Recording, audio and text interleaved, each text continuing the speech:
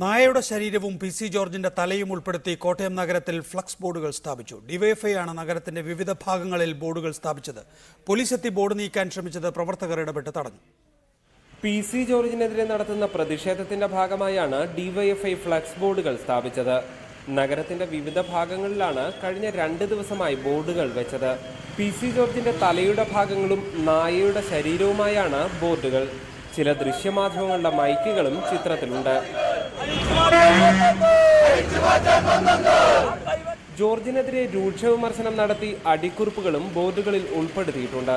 അതിനിടെ പോലീസ് ഇടപെട്ട് ബോർഡ് അഴിച്ചു മാറ്റാൻ ശ്രമിച്ചത് ഡിവൈഎഫ്ഐ പ്രവർത്തകർ തടഞ്ഞു. ഇതിനെ തുടർന്ന് നേരിയ സംഘർഷവും ഉണ്ടായി.